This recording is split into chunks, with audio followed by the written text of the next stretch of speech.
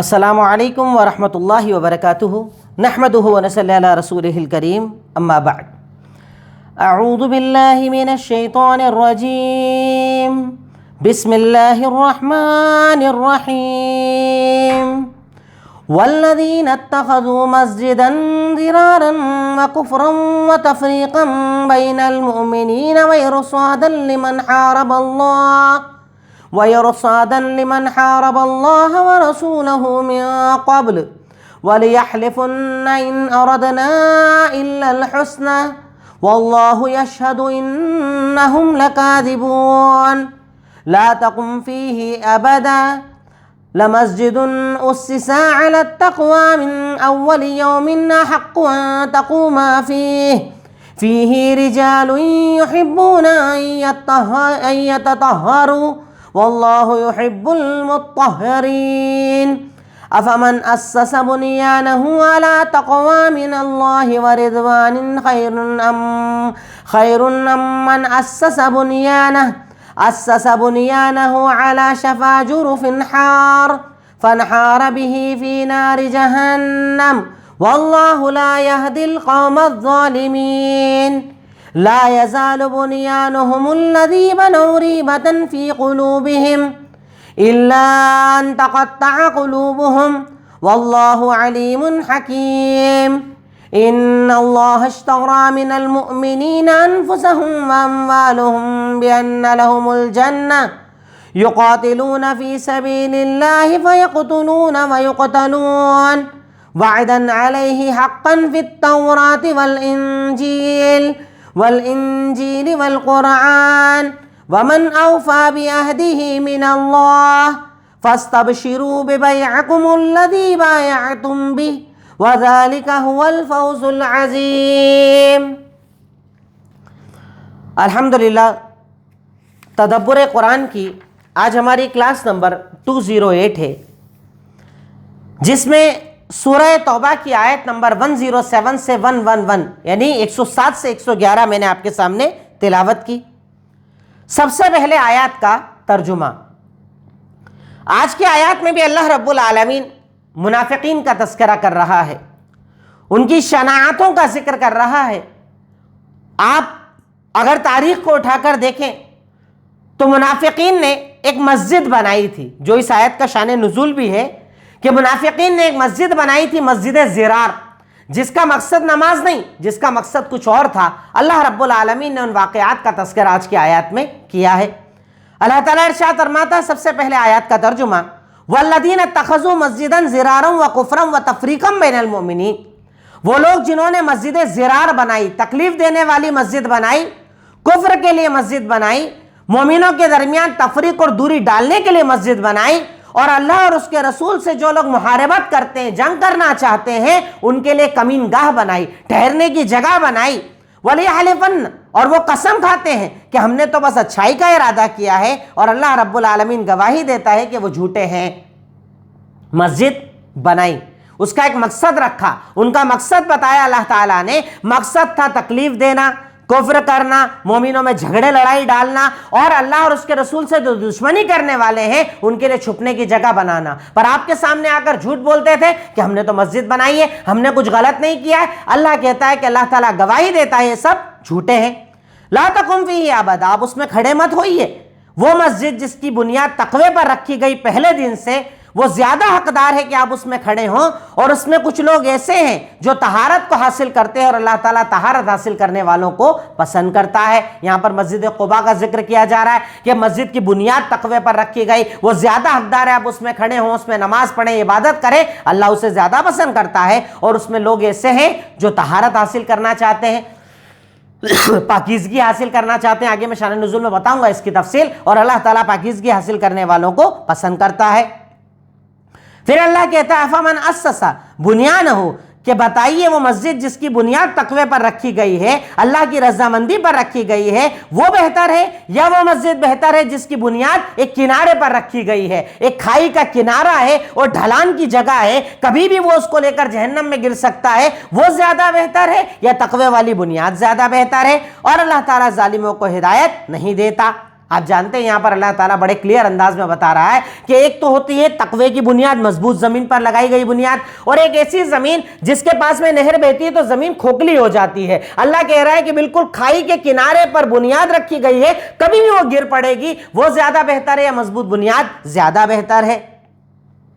اس کے بعد اللہ تعالیٰ کہتا ہے لا یزالو بنیانہم الذی، برابر وہ بنیاد جو ان لوگوں نے بنائی ہے وہ ان کے دلوں میں شک ڈالتی رہے گی یہاں تک کہ ان کے دل ختم ہو جائے، یعنی وہ مر جائیں۔ جب تک نہیں مریں گے تب تک وہ شک کے اندر رہیں گے، ان کا شک بڑھتا چلا جائے گا، اور اللہ تعالیٰ علم و حکمت والا ہے۔ پھر اس کے بعد اللہ تعالیٰ یہاں پر ایک نیا حکم بتا رہا ہے، نئی بات بتا رہا ہے، ان اللہ اشتری من المؤمنین انفسهم واموالهم بان لهم الجنہ، اللہ رب العالمین نے مومنوں سے ان کی جان اور ان کے مال کے بدلے جنت کا سودا کر دیا ہے، جنت کو خرید لیا ہے۔ وہ اللہ کے راستے میں قتال کرتے ہیں، قتل بھی کرتے ہیں اور قتل بھی کیے جاتے ہیں، یعنی یا تو دشمن کو مار دیتے ہیں یا خود شہید ہو جاتے ہیں۔ ان سے اللہ تعالیٰ نے سچا وعدہ کیا ہے، تورات میں بھی، انجیل میں بھی، قرآن میں بھی، اور اللہ سے زیادہ وعدہ پورا کرنے والا کون ہے؟ تو اپنی تجارت پر خوش ہو جاؤ جو تم نے کی ہے، اور یہی بہت بڑی کامیابی ہے۔ یعنی یہاں پر اللہ تعالیٰ مومنوں کو یہ ہدایت دے رہا ہے کہ اللہ رب العالمین نے تمہاری جان تمہارے مال کے بدلے تم سے جنت کا سودا کر لیا ہے۔ اپنی جان اپنی مال اللہ کے راستے میں لگے تو لگا دینا، اس کے بدلے اللہ تمہیں جنت دے گا۔ ایک بڑا ہی اللہ رب العالمین اہم حکم آج کی آیات میں ہمیں دے رہا ہے، اور بڑی اہم بات اللہ تعالیٰ ہمیں بتا رہا ہے۔ اب اس کے بعد مشکل الفاظ، ضرار کازنگ ہارم، تکلیف دینے کی وجہ، ضرار مطلب ضرر، تکلیف پہنچانے والی چیز، تفریقاً ڈویژن، اختلافات ڈالنا مقصد ہے، وہاں بیٹھ کر کوششیں کر کے محنت کر کے مسلمانوں کو لڑانا ان کا مقصد ہے۔ ارصادن، اسٹیشن بنانا ہے، انہیں ایک جگہ بنانا ہے، چھپنے کی جگہ بنانا ہے جہاں پر دشمنوں کو پناہ دے سکے، دشمنوں کو ٹھہرایا جا سکے، کیونکہ باہر تو وہ نظر آ جائیں گے، مسجد میں کون چیک کرنے آئے گا؟ تو مسجد کو انہوں نے ایک کمین گاہ بنایا تھا، چھپنے کی جگہ، ایک اسٹیشن بنایا تھا تاکہ وہاں پر دشمنوں کو پناہ دی جا سکے۔ اسسا، فاؤنڈیڈ، بنیاد ڈالی گئی، جس کی بنیاد تقوی پر ڈالی گئی، یا یتطہروا، پیوریفائی، یعنی ایسے لوگ جو طہارت حاصل کرتے ہیں، پاکیزگی حاصل کرتے ہیں۔ جوف کہا جاتا ہے برنک کو، کھائی کو، یعنی ڈھلان والی جگہ کو۔ ہار کہا جاتا ہے کرمپلنگ، یعنی ایسی چیز جو ڈھلان کی طرف گر رہی ہو، بہ رہی ہو، اترنے والی ہو کبھی بھی۔ اور شفا کہا جاتا ہے ایج کو، ڈھلان کو، ڈھلان کو شفا، ایج کو کہا جاتا ہے ڈھلان کو، یعنی ایسی ڈھلان پر بنیاد رکھی ہے، ایک طرف کھائی ہے، ڈھلان ہے، اور وہاں پر بنیاد رکھ رہے ہیں، کبھی بھی پانی کی وجہ سے جو کھوکھلا پن ہے کبھی بھی بنیاد گر جائے گی، ایسی جگہ پر ان لوگوں نے بنیاد کو رکھا ہے۔ اشترا، ہی پرچیزڈ، اس نے خریدا ہے۔ وعدہ کہا جاتا ہے پرومس کو، وعدہ بھی کہتے ہیں، پرومس بھی کہتے ہیں۔ اب اس کے بعد آج کی آیات میں دو شان نزول ہیں، دو چیزوں کے شان نزول ہے۔ نمبر 1، منافقین نے مدینہ میں ایک مسجد بنائی، مسجد کا مقصد اللہ نے بتا دیا، مسجد کا مقصد اچھا نہیں تھا پر دکھاوا بہت اچھا تھا۔ کیا کہا اللہ کے نبی کو آ کر؟ اللہ کے نبی بارش کا کبھی ٹائم آتا ہے، کبھی کوئی دقت آتی ہے، پریشانی آتی ہے، ہم وہاں تک نہیں آ پاتے، تو ہم نے اپنے ایریے میں ایک مسجد بنا لی ہے، آپ ایک بار آ کر وہاں نماز پڑھ دیجئے، برکت ہو جائے گی، پھر ہم وہاں پر کنٹینیو نماز پڑھنا شروع کر دیں گے۔ اللہ کے نبی اس وقت جنگ پر جا رہے تھے، غزوہ تبوک پر جا رہے تھے، آپ نے کہا آ کر میں وہاں پر نماز پڑھوں گا، پر آنے سے پہلے اللہ نے آپ کو بتا دیا کہ یہ مسجد ضرار ہے، یہ تکلیف دینے والی مسجد ہے۔ اللہ کے نبی نے آ کے اس مسجد کو گروا دیا تھا، ختم کروا دیا تھا، مسجد ضرار کو ختم کروا دیا تھا۔ اللہ رب العالمین نے اس واقعے کا ذکر آج کی آیت میں کیا ہے۔ اور ایک واقعہ ہے جو میں نے آگے بتایا کہ ایسی مسجد جس کی بنیاد تقوی پر رکھی گئی، نہیں مسجد قباء، ان کے بارے میں اللہ نے کہا وہاں پر ایسے لوگ ہیں جو طہارت حاصل کرتے ہیں۔ اس کا مطلب کیا؟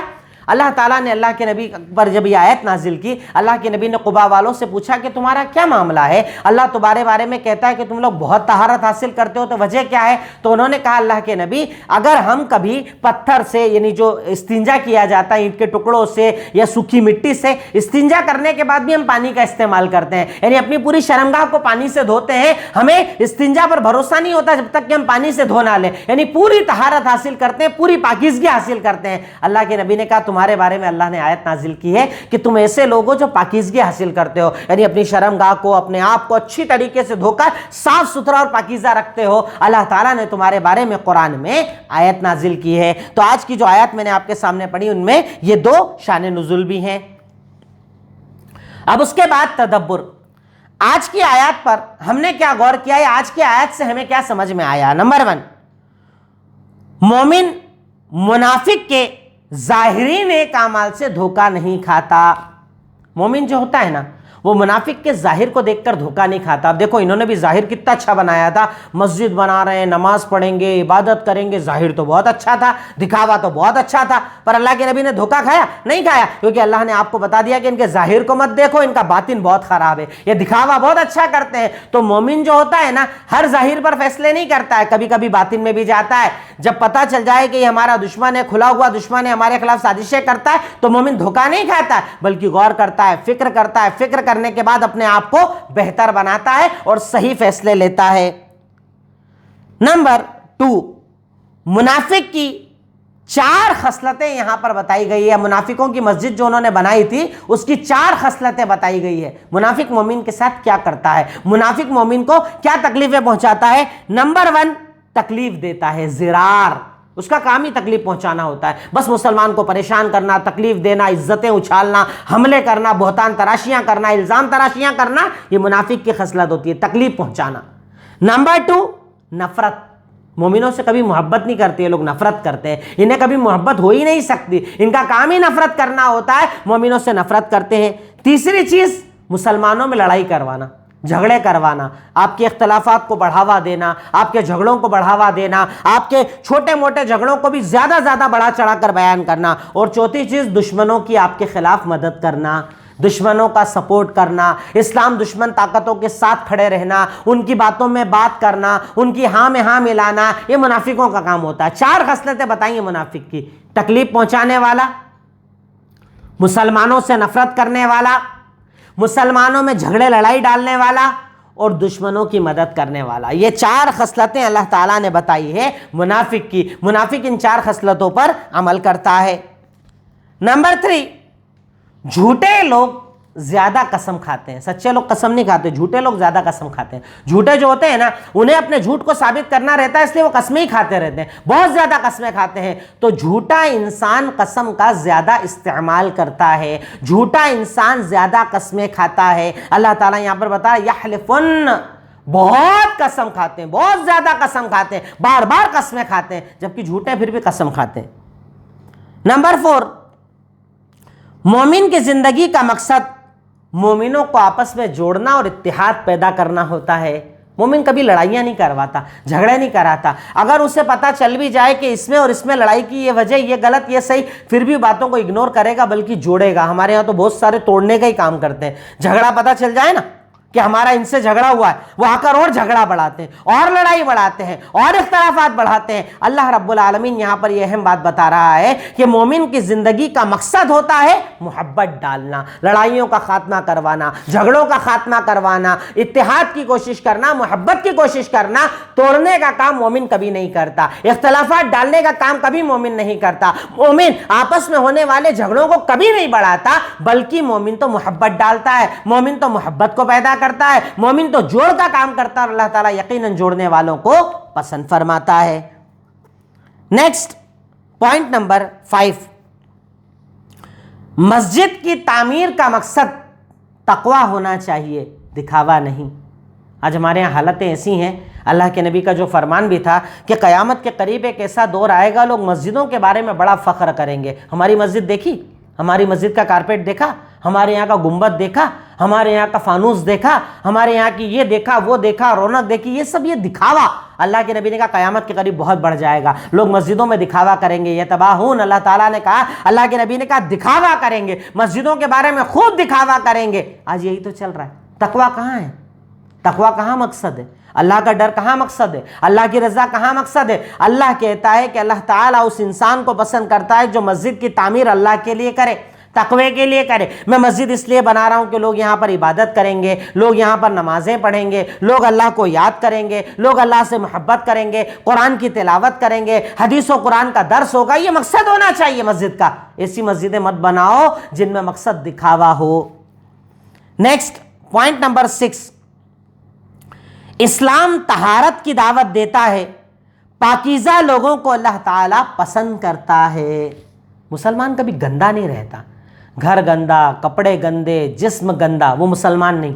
मुसलमान वो कि जिसको अल्लाह के नबी ने बताया अत्तहूरु शत्रुल ईमान, सफाई आधा ईमान है, सफाई ईमान का हिस्सा है। अल्लाह ताला ने सफाई को ईमान का हिस्सा बताया और इसीलिए नमाजों के पहले गुस्ल भी करना पड़ेगा, पाक होना पड़ेगा, नापाक नमाज नहीं पढ़ सकते। नमाज के पहले वजू बनाना पड़ेगा, पाक होना पड़ेगा, साफ होना पड़ेगा। अल्लाह रब्बुल आलमीन ने इतना प्यारा, इतना शानदार दीन दिया है जिसमें बार बार तहारत सिखाई, पाकीज़गी सिखाई। अगर आप टॉयलेट जा रहे हैं तो आपको इस्तिंजा करना पड़ेगा, पानी से उस जगह को धोना पड़ेगा, सफाई करना पड़ेगी, गलाजत लग गई, कपड़े बदलना पड़ेंगे, साफ कपड़ा हो, साफ लिबास हो, साफ जगह हो, साफ जिस्म हो, तब जाकर आपकी नमाज होती है। अल्लाह तहारत का इतना हुक्म देता है और हमारी बस्तियों के हालात क्या हैं, हमारे घरों के बाहर के हालात क्या हैं। सिर्फ अपने घर के बाहर का कचरा हटाना, यह फर्क नहीं पड़ता कि सामने वाले के घर में जा रहा है या रोड पर जा रहा है, कोई फर्क नहीं पड़ता। तकलीफ पहुंचाने वाले, गंदे रहने वाले, गंदगी रखने वाले कभी मोमिन नहीं हो सकते। मोमिन पाकीज़ा होता है, मोमिन साफ होता है, मोमिन तहारत हासिल करता है, मोमिन तहारत के साथ रहता है। उसका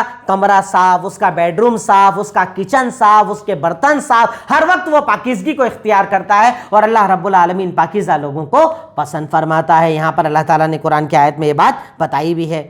नंबर 7, ऐसी जगह जो गुनाह के इरादे से बनाई गई हो और वहां पर गुनाह होते हो, वहां पर हमें नहीं जाना चाहिए। हर वो जगह जो गुनाह के लिए बनाई गई हो, जहां पर गुनाह होते हो, वहां पर नहीं जाना चाहिए। इससे पता चलता है कि मोमिन को ऐसी मजलिसों से भी दूर रहना चाहिए जहां पर गुनाह होते। मत करो, आप नहीं कर रहे हो, ठीक है, वहां हो तो रहा है ना, वहां गलत तो हो रहा है ना, बियर बार है, वहां शराब तो पी जा रही है ना, ऐसी जगह जहां पर नशा, सिगरेट, तंबाकू इस्तेमाल किया जाता है, गलत तो हो रहा है ना। अगर आप वहां खड़े होकर नहीं भी करोगे तो गुनहगार हो। इसी जगह मत जाओ। अल्लाह के नबी को क्या कहा? ला तकुम, आप खड़े मत हो, क्योंकि वहां पर गुनाह का इरादा है, वहां पर हराम का इरादा है, वहां पर हराम किया जाएगा। क्यों? क्योंकि इन हराम करने वालों पर अगर अल्लाह का अजाब आया तो आप भी अजाब में शामिल हो जाओगे। इसलिए ऐसी जगह जो गुनाह के मकसद से बनाई गई हो, ऐसी जगह जहां पर गुनाह होता हो, वहां पर बंदे मोमिन को शरीक नहीं होना चाहिए, वहां पर बंदे मोमिन को नहीं जाना चाहिए। ऐसी जगहों से दूरी इख्तियार करना चाहिए जहां पर गुनाह होते हों। और उसके मुकाबले में हमारा नेक्स्ट पॉइंट नंबर 8 है, हर वो जगह जहां पर नेकी का काम होता हो, भलाई का काम होता हो, वहां पर मोमिन को जाना चाहिए, भलाई के काम में शरीक होना चाहिए, भलाई की जगहों पर रहना चाहिए, भलाइयों की जगह पर अपना प्रेजेंटेशन दिखाना चाहिए। गरीबों की मदद अगर होती हो, इबादत होती हो, दर्स होता हो, कुरान पढ़ाया जाता हो, हदीस बताई जाती हो, अच्छी जगहों पर रहो, अच्छी जगहों पर अपना प्रेजेंटेशन दिखाओ, अच्छी जगहों पर जितना मुमकिन हो मदद करो, बल्कि अच्छी जगह बनाओ, नेकी की जगह बनाओ, दीन की जगह बनाओ। ऐसी जगहों को अल्लाह रब्बुल आलमीन पसंद फरमाता है। नेक्स्ट नंबर 9, गलत करने वालों की कभी मदद ना करो। हराम करने वाले, गलत करने वाले, गुनाह करने वाले, शिर्क करने वाले, बिदत करने वाले, कुफ्र करने वाले, इनकी कभी मदद मत करो। अल्लाह के नबी को अल्लाह ताला ने कहा कि इस मस्जिद का मकसद है ज़िरार, आप कभी खड़े मत हो, कभी सपोर्ट मत करो, क्योंकि अगर आप वहां खड़े भी हो गए ना तो खड़ा होना भी आपका सपोर्ट है। कई लोग हमारे मुसलमान भाई करते हैं ना, शिर्क के अड्डों पर खड़े हो जाते हैं जाके, शिर्क के कामों में खड़े हो जाते हैं जाकर, बिदअत के कामों में खड़े हो जाते हैं जाकर, गुनाह के कामों में खड़े हो जाते हैं जाकर, कहते हैं हम थोड़ी मानते हैं, हमारा कोई इकरार थोड़ी है, हम थोड़ी कोई वहां पर जाकर वो अमल कर रहे हैं। आपका खड़ा होना भी गुनाह है, आपका जाना भी गुनाह है, आपका सपोर्ट करना भी गुनाह है। अल्लाह ताला कुरान में कहता है ताअवनु अलल बिर्रि वत्तक़वा वला ताअवनु अलल इस्मि वल उद्वान। नेकी के कामों पर मदद करो, गुनाह के कामों पर मदद मत करो। अल्लाह पसंद नहीं करता मदद करना। तो अगर कहीं गलत हो रहा है तो वहां पर खड़े भी मत रहो, रोक नहीं सकते ना तो खड़े भी मत रहो, वहां पर शामिल मत हो, वहां पर अपना प्रेजेंटेशन मत दिखाओ, खुद को खड़े रखकर वहां पर ताकत मत बताओ कि बाद में इस्तेमाल किया जा रहा है, हमारे यहाँ तो ये भी आते हैं, ये भी आते हैं, ये भी आते हैं, ये भी खड़े रहते हैं, वो भी खड़े रहते हैं। अगर गलत होता तो वो आते क्या हमारे यहाँ? आपकी वजह से कई बेगुनाह उस गुनाह में मुलव्विस हो जाते हैं। इसलिए गुनाह के कामों में कभी भी मदद मत करो। पॉइंट नंबर 10, तकवा, इखलास और इत्तिबा अमल की कबूलियत की शर्त है। हर अमल के लिए 3 शर्तें हैं। वैसे तो बुनियादी तौर पर 2 ही शर्त होती है, इखलास और इत्तिबा, पर इस आयत में 3 बताई गई है। इस आयत को अगर तीनों आयतों को जोड़ें तो 3 चीज बताई गई है, इसलिए मैं 3 बयान कर रहा हूं। एक तो तकवा हर अमल के लिए जरूरी है कि आप जो भी अमल करो उसमें अल्लाह का डर होना चाहिए, अल्लाह का खौफ होना चाहिए। दूसरी चीज इखलास, अमल का मकसद सिर्फ अल्लाह होना चाहिए। मेरे अमल का मकसद अल्लाह, मस्जिद बनाने का मकसद अल्लाह, दीन के काम का मकसद अल्लाह, मदद करने का मकसद अल्लाह, अल्लाह अल्लाह अल्लाह, बस अल्लाह, कोई रियाकारी नहीं, कोई दिखावा नहीं, कोई किसी को राजी करना नहीं। और तीसरे नंबर पर इत्तिबा, اللہ کے نبی کا طریقہ ہونا لازم ہے، حکم اللہ کا اور طریقہ رسول اللہ کا یہ ہر عمل کی شرط ہے، اس کے بنا اللہ تعالیٰ عمل قبول نہیں کرتا۔ تقوی، اخلاص اور اتباع، یہ 3 شرطیں عمل میں ہونا ضروری ہے۔ اللہ تعالیٰ ایسے ہی عمل کو قبول کرتا ہے جس میں 3 چیزیں پائی جائیں، اگر نہیں پائی جائیں تو اللہ رب العالمین ایسے عمل کو قبول نہیں کرتا ہے۔ نیکسٹ نمبر 11، انسان کو یا مومن کو ہر عمل کرنے کے پہلے خود کو مضبوط بنانا چاہیے، جلد بازی میں کام نہیں کرنا چاہیے۔ مومن کو ہر عمل کرنے کے پہلے خود کو مضبوط بنانا چاہیے، جلد بازی میں کام نہیں کرنا چاہیے، کیونکہ جلد بازی کے کام بگڑ جاتے ہیں، جلد بازی کے کام بیکار ہو جاتے ہیں، جلد بازی کے کاموں کا رزلٹ خراب ہوتا ہے، اس لیے بہت سوچ سمجھ کر کام کرو۔ اب اللہ کے نبی کی زندگی کو دیکھو، بدر کے لیے پلاننگ، احد کے لیے پلاننگ، ہر چیز کے لیے پلاننگ، ہجرت کے لیے پلاننگ۔ اب بنا پلان کے کوئی کام نہیں کرتے تھے، اور ہمارا ہر کام بنا پلان کے۔ شادی رکھ لی، ابھی انتظام ہی نہیں کیا اور شادی رکھ لی، شادی کا ٹائم آیا آپ پریشان ہو رہے ہیں، قرضے مانگ رہے ہیں، سود پہ پیسہ اٹھا رہے ہیں۔ پلاننگ تو کرو نا، پہلے سے تیاری کرو نا۔ آپ کو تو ہر چیز پتہ ہے، عید آنے والی ہے، پھر اس کے بعد عید الاضحیٰ آنے والی، پہلے سے پلان کر لو، یہ کرنا ہے، یہ خرچ کرنا ہے، یہ دینا ہے، زکوٰۃ نکالنا ہے، ایک پلان ہونا چاہیے، جلد بازی میں کام نہیں ہونا چاہیے۔ مومن کو اپنا ہر کام پلان کے ساتھ کرنا چاہیے، جلد بازی کے کاموں کو اللہ رب العالمین پسند نہیں کرتا۔ نیکسٹ نمبر 12، جان پر اور مال پر، جان و مال پر آنے والی تکالیف اللہ رب العالمین کے لیے ہے تو وہ جنت تک لے کر جائے گی۔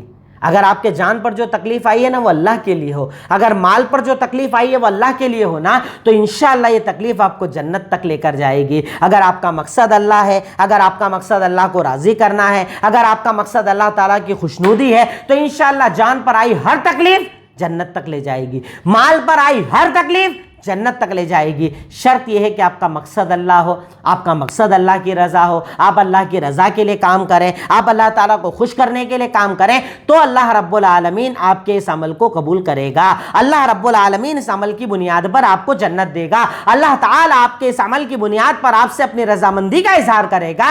شرط یہ ہے کہ آپ کی جان و مال اللہ کے لیے قربان ہونا چاہیے۔ نمبر 13، جنت کو حاصل کرنے کے لیے دنیا میں محبوب چیزیں قربان کرنا پڑتی ہے۔ جنت اتنی آسانی کا نام نہیں، جنت بھی لے لو اور دنیا بھی لے لو، یہ ایک ساتھ نہیں ملتی۔ دنیا میں تو تکلیف آئے گی، پریشانی آئے گی، برا بھلا کہا جائے گا، اعتراض کیے جائیں گے، الزامات لگائے جائیں گے، مال چھنے گا، جان چھنے گی، تکلیف آئے گی، سب ہوگا، کیونکہ بدلہ جنت ہے نا، بدلہ بہت بڑا ہے نا، انعام بہت بڑا ہے نا، اکرام بہت بڑا ہے نا، فائدہ بہت بڑا ہے نا۔ تو اگر جنت کو حاصل کرنا ہے تو دنیا میں تو تکلیف اٹھانا پڑے گی، دنیا کی پریشانیاں تو اٹھانا پڑے گی، کیونکہ دنیا کی پریشانیاں اٹھانے کے بعد ہی اللہ رب العالمین جنت کے فیصلے کرتا ہے، جنت دیتا ہے۔ ورنہ آپ دیکھیے اللہ کے نبی کو کتنی تکلیف آئی، جبکہ آپ تو نبی تھے، بخشائے تھے۔ حضرت نوح کو تکلیف آئی، حضرت موسیٰ کو تکلیف آئی، حضرت عیسیٰ کو تکلیف آئی، اللہ کے نبی کو تو ساری زندگی تکالیف آئی۔ آپ مکہ میں رہے تو وہاں پریشان، مدینہ میں رہے تو وہاں جنگیں، ہر وقت پریشان رہے، صحابہ کو پریشانی آئی، اولیاء کو پریشانی آئی، ائمہ کرام کو پریشانی آئی، اور آج بھی مومنوں کو پریشانی آ رہی، تو پریشانیاں تو آئے گی، کیونکہ جنت کے لیے محبوب چیز تو دینا پڑتی ہے، قربانیاں تو دینا پڑتی ہیں۔ نمبر 14، جب جان کو جانا ہی ہے اور مال کو ختم ہونا ہی ہے تو کیوں نہ اللہ کے لیے کیا جائے۔